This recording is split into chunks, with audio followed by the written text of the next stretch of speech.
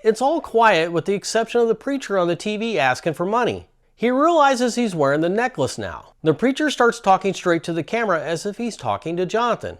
As he sits there staring at the TV, the arms of the recliner wrap around him and start squeezing. Then a pair of eyes look out of the chair and it's laughing at him until the arms touch the necklace, setting off sparks that causes the recliner to partially change into Horace Pinker. Jonathan stands up, but Pinker chair has him in a bear hug. More sparks fly, and this time Jonathan gets away. He runs into the other room, but Pinker comes falling out of the overhead light, blocking his exit. Jonathan manages to crawl back into the bedroom, where the TV is now showing a war film. He grabs the necklace around his neck just as Pinker comes out of the wall socket, and it seems like Pinker can make himself solid when he wants to. He proceeds to choke Jonathan, but can't hold his solid form when the necklace is shoved in his face. Pinker escapes by diving into the TV, and holding onto the necklace, Jonathan makes a bold move and dives in after him. Pinker starts chasing Jonathan through various war scenes with bullets and explosions all around them. The next thing we see is that they've moved on to an episode of Leave It to Beaver. However, the Beav doesn't notice Jonathan running alongside their car. From there, they end up in a rock music video starring Alice Cooper, and then we see them running away as the Hindenburg crashes to the ground behind them. We hear the newscaster say that there have been numerous reports of people seeing Jonathan and Pinker fighting on their TV screens. As he speaks, the two men are fighting in a boxing ring before ending up right next to the newscaster. Pinker throws Jonathan onto the news desk, knocking the newscaster to the side. The newscaster is left stunned as they run through Dr. Frankenstein's lab only to show up in front of a nuclear blast where the shockwave sends Jonathan flying. When he finally hits the ground, Pinker is on top of him with a knife, but he manages to get away and they both dive out of a TV into a random family's living room.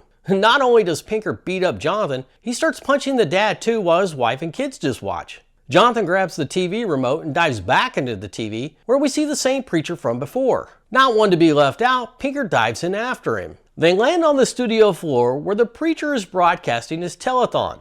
He tries to intervene in the name of the Lord, but he's rebuked by Pinker. Jonathan distracts him by using the remote to change the channel until he hits the channel with the newsman broadcasting live from his dad's house. Pinker dives at him and they come flying out of the TV and onto the bed, scaring the crap out of the newsman and his camera guy. Pinker then turns solid and the camera guy points the camera at him, and when Pinker sees himself on TV, he threatens the men, causing them to take off running. Pinker swings the knife down, but Jonathan grabs the remote and hits the freeze frame button, stopping him in his tracks. Pinker is not only frozen, but he's completely under Jonathan's control. Just waving the remote around causes Pinker to fly across the room, and he's pissed.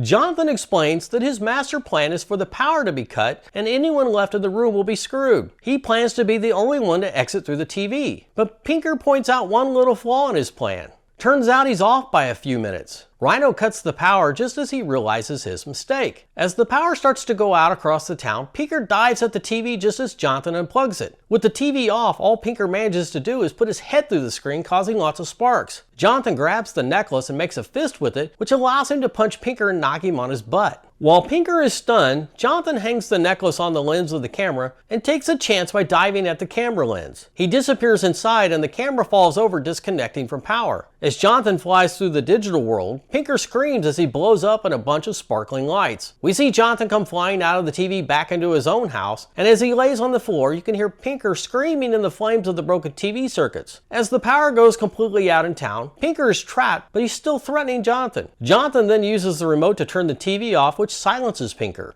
The end.